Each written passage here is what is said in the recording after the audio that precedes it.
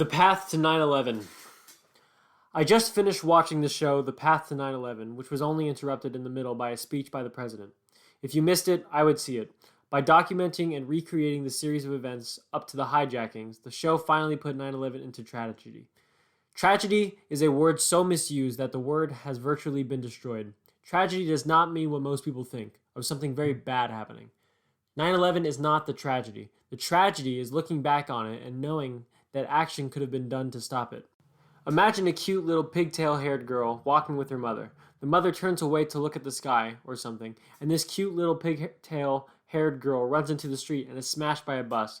The smashing of the bus is not the tragedy. The tragedy is when the mother realizes her error for looking elsewhere at the time of the daughter's run into the road.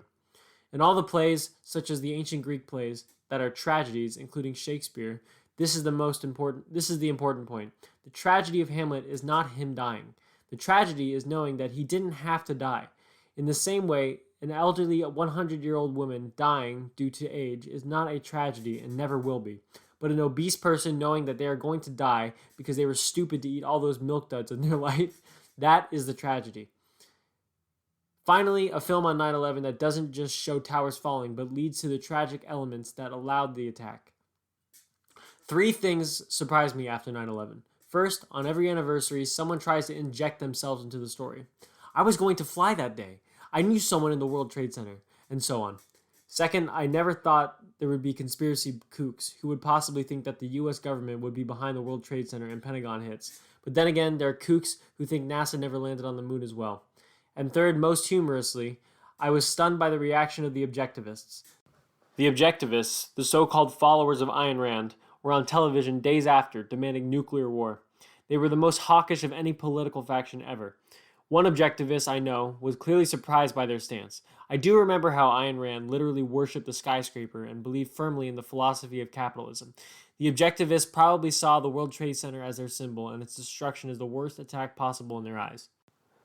The most amazing thing came when I helped move a friend to a local college. It was a sunny August Texas afternoon. While I was waiting for my friend, I was in the parking lot and something caught my eye. It was a man, with no shirt on, just leaning back on his pickup. I emphasize the word man because he stuck out in a sea of androgynous beings that fill modern society. He had an aura of masculinity I've never seen before. Granted, every one of us, male and female, move in and out of masculinity, or femininity for girls, within our lives. When we get old or lazy, we tend to revert to a more androgynous form, but his form was sharply masculine. Imagine if a shirtless Schwarzenegger appeared out of nowhere. You'd stare in awe, but this man was not a puffed-up bodybuilder. His muscles were hard, and not the bubble-like form you see bodybuilders have. His skin was oddly tanned, even for South Texas. He was almost red, but not burnt, almost as if he was bronze. Some people will think it is homosexual to notice this. But when someone of their extreme femininity or masculinity ends up nearby, the sheer aura commands your attention. Everything about this guy was sharply defined. He had a cigar in his mouth puffing away. The best description I can give was that he resembled the Marlboro Man. I decided to go over and talk to him. He said he was in the military and just got back from Iraq. We were near Fort Hood. He also was helping someone move into the college, but he wasn't just another soldier in Iraq. He was part of a special team.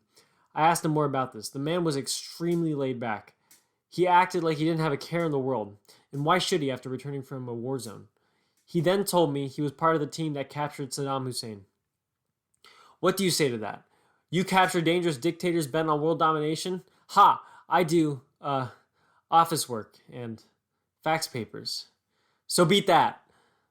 Granted, this man could, with his leave from the military, just become a couch potato and shut off any masculinity into an androgynous form. But at that moment, it wasn't too long since Hussein was captured. He simply glowed testosterone. He wasn't handsome, but extremely rugged. I'm sorry, I lack the talent of language to describe him. Let us just say, when you look at an androgynous blog, your mind thinks stillness, but when you looked at him, his aura was screaming action. He is, as most masculine men are, nameless. You will never see his photo on the news or any parades in his honor, but he is the most masculine man I have ever seen, and probably will ever see in my life.